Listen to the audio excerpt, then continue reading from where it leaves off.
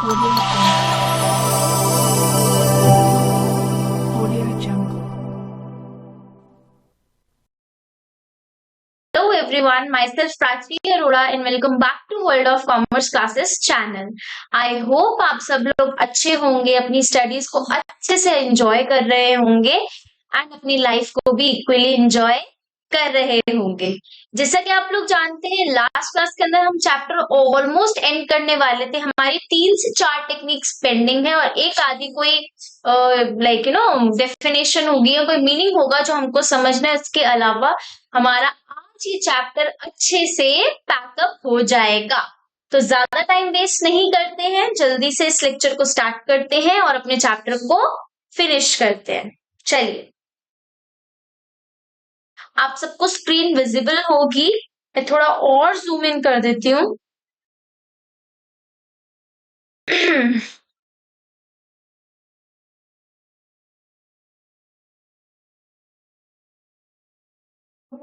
Yes, देखिए, हम यहाँ पर पढ़ेंगे स्टैंडर्डाइजेशन ऑफ वर्क। क्या पढ़ेंगे? Standardisation of work. Now what do you mean by standardisation? देखो, स्टैंडर्ड से हमें पता चल रहा है कि यार कोई बेंचमार्क होगा, you know, there must be a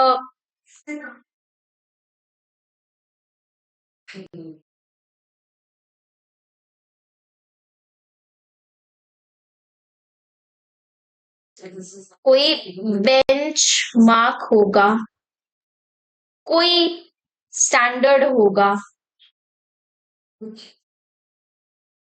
right? तो इनमें से ही रिलेटेड कोई चीज होगी जो हम पढ़ेंगे, स्टैंडर्डाइजेशन। देखिए अब क्या बोलता है ये। Standardisation refers to the process of setting standards for every business activity. दोबारा पढ़ते हैं। Standardization refers to the process of setting standards for every business activity. It can be standardization of process, raw material, time, product, machinery, methods, or working conditions. These standards are the benchmarks. Mark this word, benchmarks. These standards are the benchmarks which must be adhered to during the production period. The objectives of standardization are, ये तो अभी हम पढ़ेंगे and में। इससे पहले हमने क्या पढ़ लिया कि भाई स्टैंडर्डाइजेशन क्या हुआ। स्टैंडर्डाइजेशन ना सेट बेंच मार्क्स हो गए कि हमें इस बेंचमार्क को अचीव करना है, या हमें हमें इस चीज को अचीव करना है। स्टैंडर्ड आप किस किस चीज के लिए सेट कर सकते हो? आप रॉ मटेरियल के लिए भी स्टैंडर्ड सेट कर सकते हो, आप टाइम के लिए टाइम स्टैंडर्ड सेट कर सकते हो कि हमें इतना सामान इतने टाइम के अंदर बनाना है। आप मशीनरी के लिए कोई बेंचमार्क सेट कर सकते हो। So there are various kind of thing जिनके लिए आप क्या कर सकते हैं, बेंचमार्क सेट कर सकते हैं। अब इसका ऑब्जेक्टिव क्या है? हम क्यों स्टैंडर्डाइजेशन मतलब आई मीन लाइक क्यों करते हैं स्टैंडर्डाइजेशन? हम क्यों कोई सेट बेंचमार्क सेट करते हैं, या हम क्यों एक लेवल सेट कर दिया कि इतने लेवल तक तो हमको पहुंचना है, या इतना लेवल तो हमको अचीव करना ही करना है। Why we do this? इसके लिए हम पढ़ेंगे 4 मेन ऑब्जेक्टिव्स। और आप लोग एक चीज बहुत अच्छे से ध्यान रखेंगे, पेपर में ये ऑब्जेक्टिव्स उठकर आ जाते हैं और पूछ लेता है कि ये कौन से प्रिंसिपल्स में आपने पढ़े थे। सो यू मस्ट नो कि हम इसमें कौन से ऑब्जेक्टिव्स पढ़ने वाले। Number 1, to reduce a given line of product to fix type, size and characteristics. अब आप बोलेंगे मैम हमें ये समझ में नहीं आया कि to reduce given line of product to fix type, size. इसको एक सेकेंड पे पी लिखे, पी मीन्स पेंडिंग, अभी बताऊंगी। To introduce manufacturing of identical products such that they are easily changeable with one another, ये भी P पे आ गया। To ensure quality standards, okay, and to establish standards of performance of men and machines. Ma'am ये ना कुछ ढंग से समझ नहीं आया। देखो, हमें ये तो समझ में आ गया कि देखो स्टैंडर्ड इसीलिए सेट करेंगे क्वालिटी अच्छी हो, क्वालिटी स्टैंडर्ड हो निकले, एक अच्छा क्वालिटी स्टैंडर्ड मेंटेन हो हमारे प्रोडक्ट का, हमारे ऑर्गेनाइजेशन का, किसी भी उसमें। And to establish standard of performance of men and machines. आप स्टैंडर्ड सेट कर सकते हैं परफॉर्मेंस के, मैन और मशीन कैसा, आपने मशीन्स का एक स्टैंडर्ड सेट कर दिया, मैन का एक स्टैंडर्ड सेट कर दिया, आप उसका कंपैरिजन कर रहे हैं, ऐसा कुछ हम कर रहे हैं। तो देखो, ये अभी आप अगर आपसे मैं पूछूं ना, तो this is ambiguous to you. Ambiguous समझते हैं, एम्बिगुअस मीन एम्बिग्विटी, धुंधलापन है, आपको भी समझ में नहीं आ रहा कि क्या कहना चाह रहा है। अभी मैंने आपको कुछ भी ढंग से नहीं समझाया, इवन मैंने आपको भी standards of man and machine भी नहीं समझाया, अभी मैंने कुछ पढ़ाया ही नहीं है इस टॉपिक के ऊपर आपको। एक्चुअल में हम अब पढ़ने जा रहे हैं।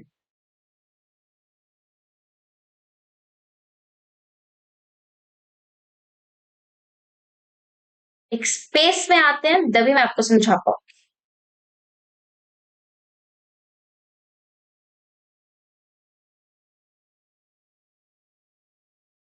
देखिए, आप बहुत ज्यादा ध्यान से देखिएगा, मैं एक बहुत अच्छी सी कलाकृति बनाने जा रही हूँ।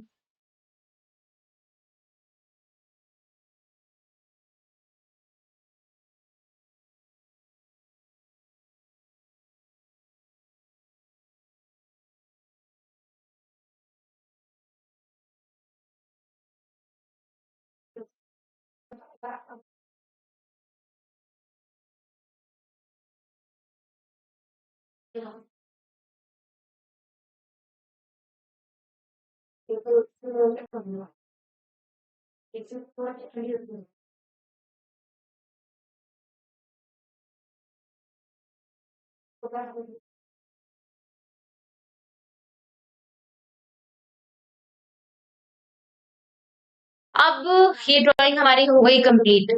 आपको समझ में आ रहा है ये क्या है? ये एक वॉल है हमारी, ठीक है। This is bulb and this is bulb holder, ठीक है। ये हमारा हो गया बल्ब होल्डर, ये हमारा हो गया बल्ब, एंड ये हमारी क्या हो गई? वॉल हो गई। अब अगर मैं बात करूं, तो ये बल्ब होल्डर के ऊपर सबसे पहले आते हैं, फोकस करो इस बल्ब होल्डर पे।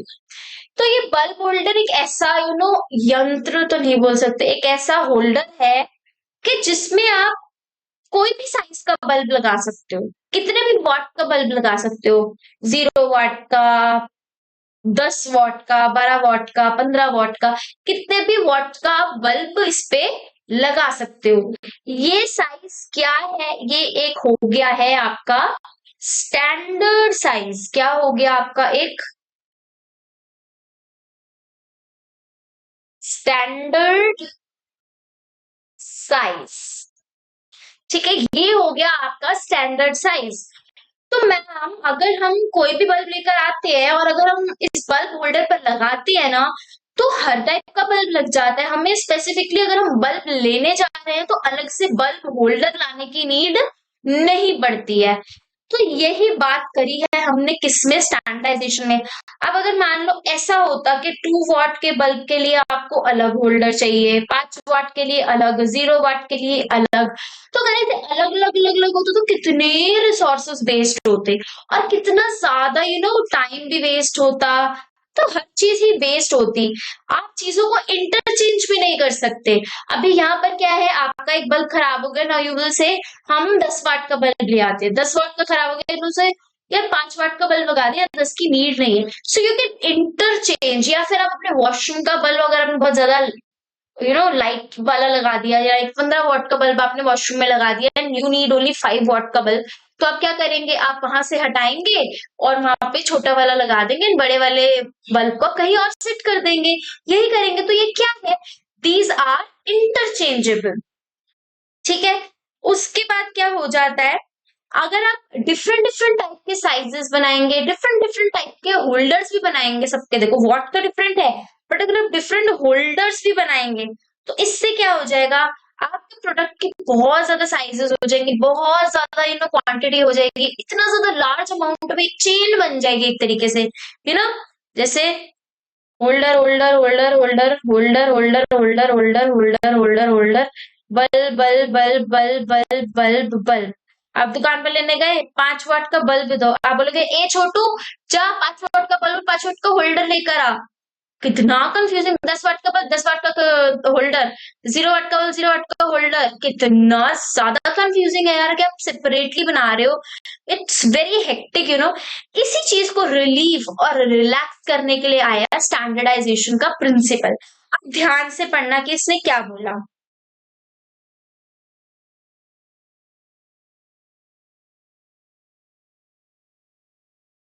देखो,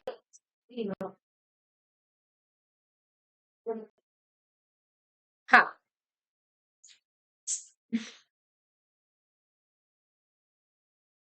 standardisation refers to the process of setting standards. ये तो हमें पता चल गया कि भैया स्टैंडर्ड्स वगैरह सेट करना, ये सारा प्रोसेस किसका है, हमारा स्टैंडर्डाइजेशन का। लेकिन इसका ऑब्जेक्टिव क्या है, ये सेट स्टैंडर्ड करना, या ये हमने बोला कि एक ही टाइप का होल्डर रखना, अलग अलग होल्डर्स नहीं रखने हैं, या अलग अलग चेन हमको क्रिएट नहीं करनी, क्यों? यही अब हम पढ़ेंगे, क्यों। इस क्यों का जवाब हमें अब मिलने वाला है।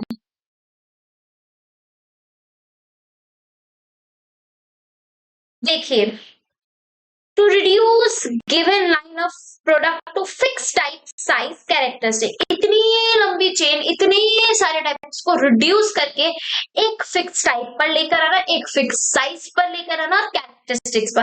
अब होल्डर का साइज क्या है, फिक्स ना। आप उसमें 2 वाट का बल्ब लगा सकते हो, 5 वाट का बल्ब लगा सकते हो, 12 वाट का बल्ब लगा सकते हो, कि कोई भी वाट का बल्ब उस पे लगा सकते हो। तो it reduce to a particular size to introduce the manufacturing of identical products that are easily changeable with each other. Now you can change। ऐसा नहीं है कि आप उषा का बल्ब लेकर आए हैं तो कोई और कंपनी बल्ब की लो यार। um, मैं अपने रूम में देख रही हूँ कि मुझे कोई बल्ब की कंपनी का नाम मिल जाए। लेट्स से कि आप उषा का बल्ब हो गया, and I literally have no idea. Bajaj ले लो, बजाज के में भी बल्ब्स आते हैं। आई एम नॉट श्योर, अगर नहीं आते हैं तो प्लीज कमेंट में बताओ, मुझे कुछ नेम सजेस्ट करो। सपोज कर लेते हैं उषा एंड बजाज। आप उषा का बल्ब लेकर आए तो ऐसा नहीं उस होल्डर पे सिर्फ उषा का बल्ब लगेगा, आप बजाज का बल्ब भी उस पर लगा सकते हो। इट इज नॉट नेसेसरी कि आप वही लेकर आओ। तो they are interchangeable with each other to ensure quality standards and last and establish standard of performance of men and machine. एक परफॉर्मेंस का स्टैंडर्ड सेट करना किसके बीच, मैन एंड मशीन्स, इन दोनों के बीच में क्या सेट करना, परफॉर्मेंस का एक स्टैंडर्ड को सेट करना। I hope standardisation of work is clear to you and it is clear in your mind as well. मैंने अभी आपको पता है, इससे पहले आपको बोला ऐसे होता है, ऐसे होता है, ऐसे, that was just for confusion. Confusion कि आपका क्या माइंड वर्क करता है, आप कैसे इस चीज को थिंक करोगे, ठीक है। लेकिन इसका एग्जैक्ट मीनिंग मैंने अब आपको समझा दिया। इसका मीनिंग पेपर में अगर क्वेश्चन आएगा तो कैसे अटेम्प्ट करेंगे, सबसे पहले इसका मीनिंग लिखेंगे, देन इसके ऑब्जेक्टिव्स की हेडिंग डालकर ऐसे 4 ऑब्जेक्टिव्स आप यहाँ पर लिखेंगे, ठीक है।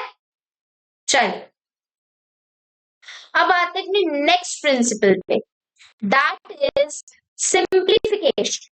अब इसमें ज्यादा कुछ नहीं है। Simplification as the name suggest कि चीजों को सिंपल रखो, कॉम्प्लिकेट मत करो। देखो, simplification aims at eliminating the superfluous variety, size and dimension, while standardization implies devising new varieties instead of existing ones। इसको कोई कंपैरिजन दे रखा है। Simplification aims at eliminating unnecessary diversity of products. It results in saving cost, labor, machine and tools। इसका best example आपकी NCERT की book में ही दे रखा है। देखो, इसका बेस्ट एग्जांपल आता है शू साइज। शू के साइज आते हैं नंबर 36, 37, 38, 39, 40, 41, 42, 43, 44 एंड सो ऑन, ठीक है। ये आते हैं आपके शूज के नंबर। अभी मान लो मेरी शॉप, मैं क्या करी, मैंने ये सोचा ही नहीं। मैंने क्या सोचा, 36 नंबर का शू, 37 का शू, 37.5, 38, 38.5, 39, 39.5, ये 0.5 जो मैं बना रही हूँ इसका कोई यूज है? Literally it has no use. It is rare of rare कि किसी को वो साइज आएगा। किसी का 37 आता है या 38, उसके बीच का साइज ढूंढना और वो पर्सन को ढूंढना जिसको बीच का साइज आएगा, ये पॉसिबल नहीं है। या आप सिंपल ले लो, आप कैसे बनाते हो, आप 36 से लेकर 48 नंबर के साइज तक शूज बनाते हैं। अब जो 48 नंबर का शू साइज है ये बहुत रेयर है कि ये बिकता हो। इट इज वेरी रेयर कि आपका ये वाला शू साइज बिकता हो आसानी से। अब आप क्या करेंगे, आपका ये शू साइज पड़ा रह जाता है, इन द एंड वो खराब हो जाता है या इन द एंड वो नहीं बिकता है, ऐसा आपके साथ चल रहा है। तो जरूरी है इतनी वैरायटी बनाना? तो सिंप्लीफिकेशन क्या बोलते हैं, चीजों को सिंपल रखो, इतनी ज्यादा वैरायटीज को मत रखो कि आप किसी एक वैरायटी पे ढंग से फोकस ना कर सको। सिंप्लीफिकेशन बोलते हैं भले ही चीजें 4 रखो पर उन 4 चीजों को बेस्ट रखो और ऐसा रखो कि चीजें सिंप्लीफाइड रहे, कॉम्प्लिकेट ना करे, उन 4 चीजों को अपना बेस्ट प्रोडक्ट बनाओ। ये बोलता है कौन? सिंप्लीफिकेशन। देखो, simplification aims at eliminating unnecessary diversity of products. Unnecessary जो आप प्रोडक्ट्स बना रहे हो उसको एलिमिनेट करेगा, जैसे 38.5, 39.5।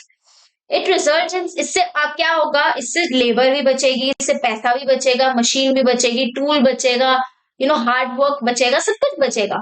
इट इम्प्लाइज, सॉरी, या it implies reduce inventories, fuller utilisation of equipment by increasing turnover. यही है कि इन्वेंट्री आपका फुल यूटिलाइजेशन आप इसमें बेसिकली कर पाएंगे। Most large company like Nokia, Toyota and Microsoft etc. successfully implemented standardization and simplification. इन दोनों ही कंपनीज, इन सभी कंपनीज इन दोनों ही प्रिंसिपल स्टैंडर्डाइजेशन एंड सिंप्लीफिकेशन दोनों का इम्प्लीमेंट बहुत बेहतरीन तरीके से करा है। आप समझ रहे हैं सिंप्लीफिकेशन और स्टैंडर्डाइजेशन का बेसिक डिफरेंस? अब क्या है इसका डिफरेंस? देखो, स्टैंडर्डाइजेशन मतलब एक बेसिक बेंचमार्क सेट करना, इररिलेवेंट चीजें, मतलब एक सेट चीज बनाना जो इंटरचेंजेबल हो सके, जो आपस में इजीली अवेलेबल हो सके। वही सिंप्लीफिकेशन क्या, इररिलेवेंट चीजों को एलिमिनेट कर देना। ठीक है, यहाँ आपका फिनिश हो जाता है स्टैंडर्डाइजेशन एंड सिंप्लीफिकेशन।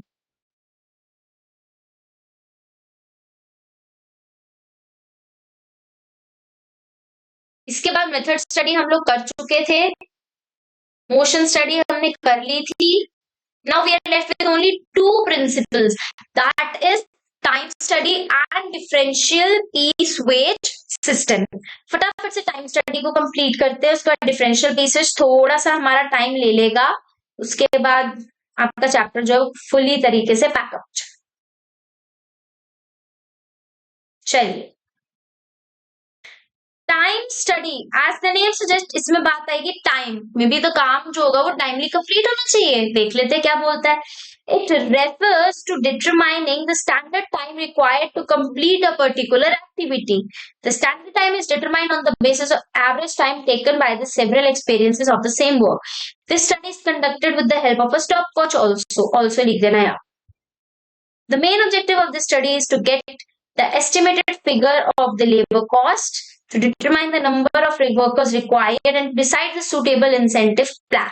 ये तो ऑब्जेक्टिव हो गए। बेसिकली टाइम स्टडी का कहता है एक सेट टाइम सेट करना कि इस एक्टिविटी को इतने समय में आपको फिनिश करना ही करना है। ये कैसे सेट होता है? पास्ट में आप लोग इतनी बार एक काम को परफॉर्म कर चुके हो, आपको पता ऑन एन एवरेज ये काम 9-10 घंटों में फिनिश हो जाता है, तो आपने एक सेट टाइम रखते हैं 10 घंटे, 10 घंटे में इतने प्रोडक्ट्स बना के आपको रेडी करने हैं। This is what time studies को आप किसकी हेल्प से, इसको आप स्टॉप वॉच की हेल्प से भी मेजर कर सकते हैं। इसका मेन ऑब्जेक्टिव क्या आ जाता है? इसका मेन ऑब्जेक्टिव यही है कि आप लेबर कॉस्ट को करें कि कितनी लेबर की कॉस्ट लगेगी, कितनी लेबर वर्कर रिक्वायर्ड रहेगी, और एक अच्छा इंसेंटिव प्लान डिसाइड करने में ये क्या करेगा? हेल्प करेगा। This is all about time study, कुछ बताने की नीड ही नहीं थी इसमें। तो next up is a differential piece wage system, quite tricky but easy. हाँ, इसमें तो मैथ्स दिख रही है। इट्स वेरी इजी, इसमें कुछ भी नहीं है। देखो, सबसे पहले मैं बात करना चाहूंगी आप लोगों के साथ कि what is piece wage system. Piece wage system is per piece method, इसको बोल सकते हो आप।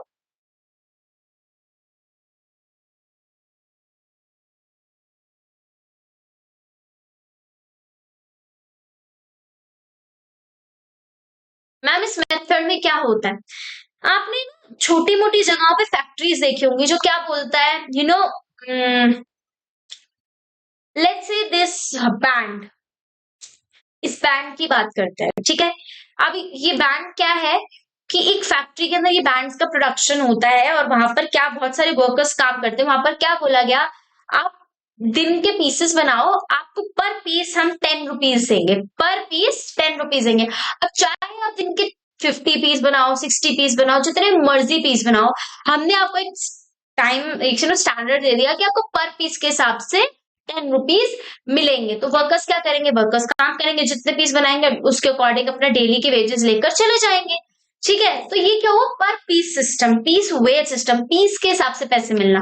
अब इस प्रिंसिपल में क्या बोला गया कि भाई एक फैक्ट्री के अंदर बहुत तरीके के वर्कर होते हैं, कुछ एफिशिएंट होते हैं, कुछ इनएफिशिएंट होते हैं। जैसे कुछ वर्कर्स तो बहुत दिल लगा के काम करते हैं, कुछ वर्कर्स आते आते सिगरेट, तंबाकू, ये सब करने, सोने आराम करने, यही सब करने आते हैं। So how we can identify कि कौन कितना काम कर रहा है, कितना अच्छा काम कर रहा है, कैसे पता चले, यही बोला गया डिफरेंशियल पीस वेज सिस्टम के अंदर। इसने क्या बोला, आप इफिशिएंट और इनएफिशिएंट वर्कर्स को अलग करो और अलग कर कर उनको अलग तरीके से पैसे दो, विच मीन्स अगर एफिशिएंट वर्कर्स बहुत अच्छा काम करेंगे, ऑब्वियसली एफिश आपने एक टाइम स्टैंडर्ड दिया कि आप दिन के अगर आप 50 पीस बनाओगे ना, 50 पीस के हिसाब से आपको पर पीस 10 रुपीज मिलेंगे। किसी वर्कर ने 50 से एक पीस भी ऊपर बनाया, उसको अल्टीमेटली 10 रुपीज की जगह 20 रुपीज मिलेंगे। गेटिंग माई पॉइंट, क्या बोला जा रहा है देखो,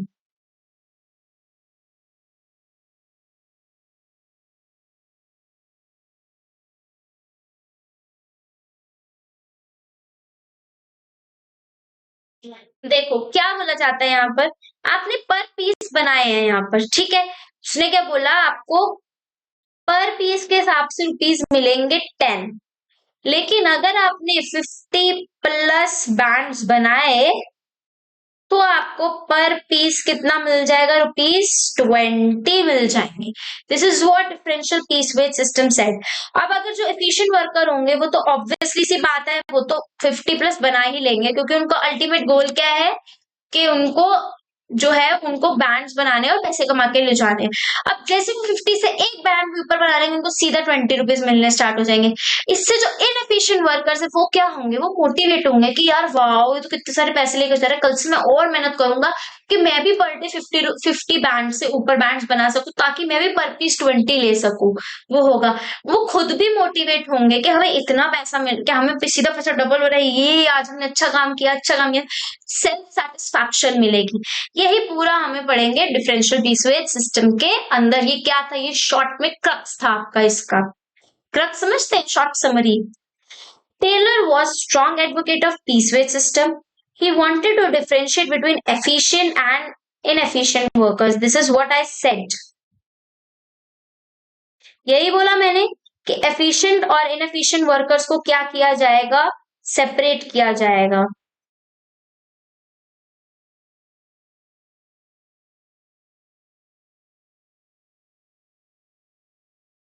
सॉरी, यस, कि efficient और inefficient workers को क्या किया जाएगा, सेपरेट किया जाएगा।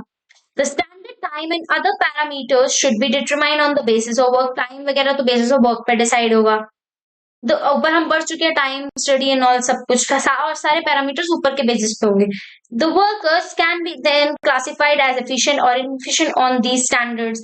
ही wanted to reward efficient workers. वो चाहते हैं जो एफिशिएंट वर्कर्स है उनको रिवॉर्ड दिए जाए, जो अच्छा काम कर रहे हैं, रिवॉर्ड कैसे, 10 की जगह 20 रुपीज मिल जाएंगे। So he introduce differential piece wage rate system for those who perform above the standard and for those who perform below the standard। अब जो बिलो स्टैंडर्ड परफॉर्म कर रहा है उसको 10 ही मिलेगा, और जिसे स्टैंडर्ड उसको सीधे 20 रुपीज पर पीस मिलेंगे। फॉर एग्जाम्पल, अब देखो, worker per day is 10 units and those who meet standard more they will get 50 per unit and those who will below will get 40 rupees। कहने का मतलब क्या, उसने एक स्टैंडर्ड सेट कर दिया कि आप 10 यूनिट्स बनाओ, जिसने 10 यूनिट्स, एक सेकेंड, आप लोगों को क्लियरली विजिबल नहीं है ना, हाँ,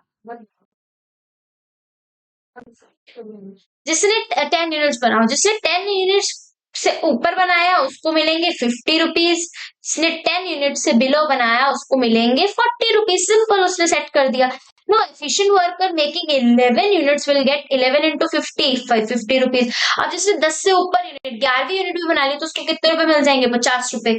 और कितने? 550 पर डे कमा लेगा। जिसने 9 यूनिट मतलब स्टैंडर्ड से कम बनाई उसको 9 into 40 रुपीज मिलेंगे उसको, तो कितने? 360।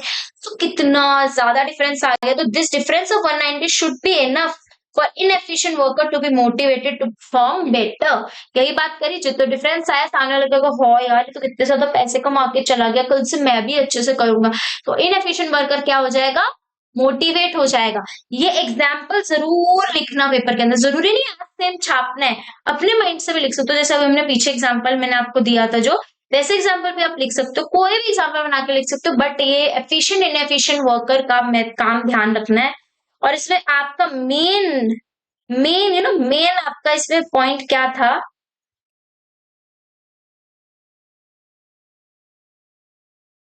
मेन पॉइंट था इसके अंदर आपका एफिशिएंट एंड, वेट मैंने इसको हाईलाइट ही कर देती हूँ आपको।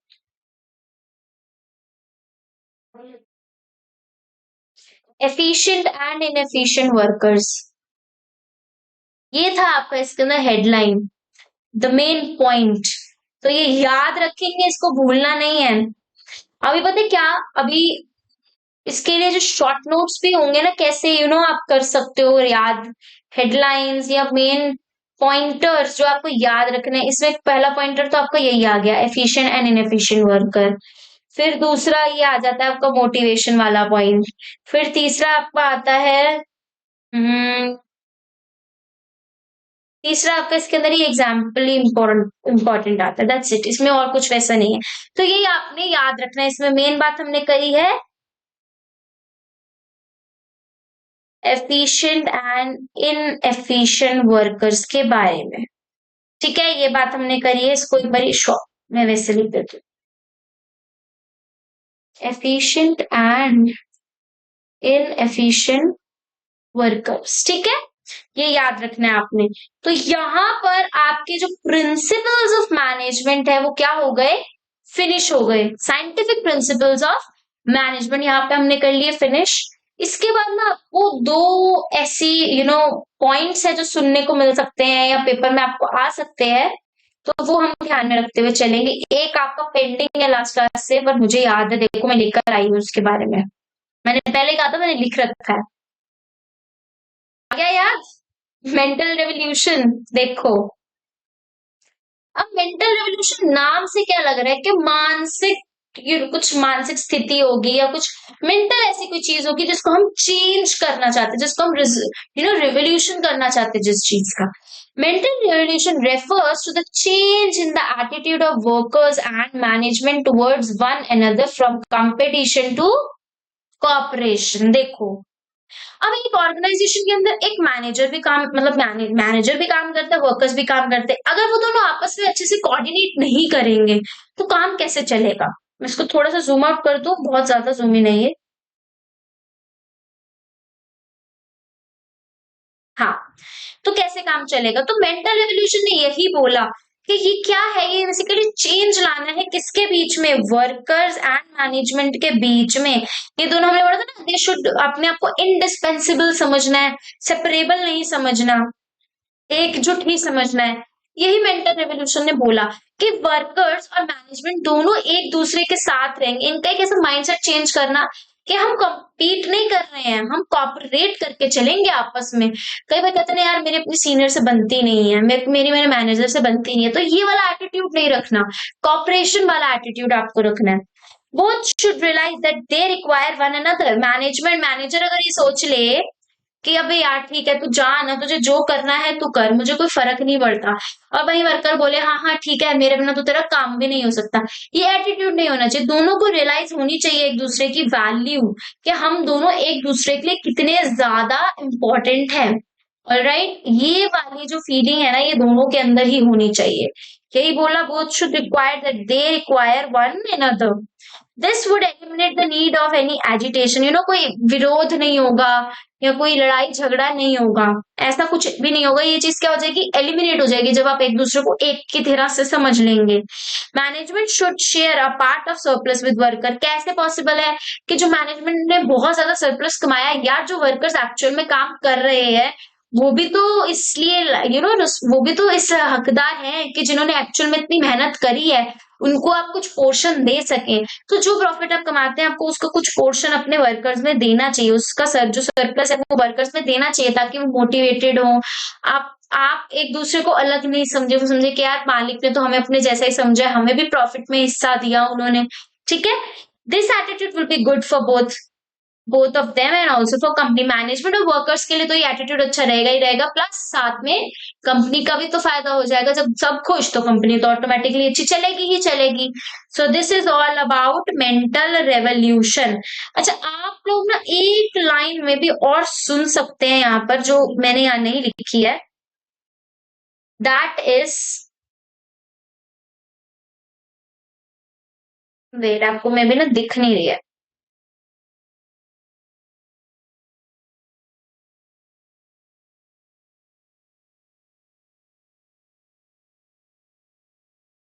अब देखिएगा। देखो, एक होती है आपकी,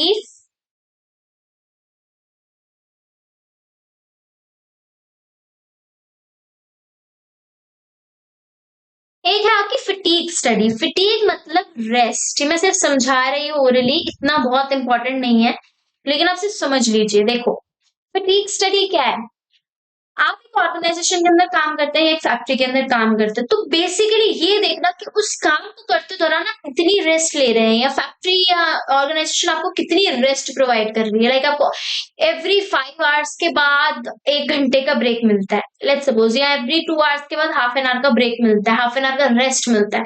तो ये जो रेस्ट आप ले रहे हैं ना वेरियस वेरियस इंटरवल्स पे, this is known as fatigue study. कि हम ये स्टडी कर रहे हैं कि इन टोटलिटी हम लोग कितनी रेस्ट आप लोगों को प्रोवाइड कर रहे हैं, या इन टोटलिटी आप लोग कितनी रेस्ट ले रहे हैं। This is what fatigue study.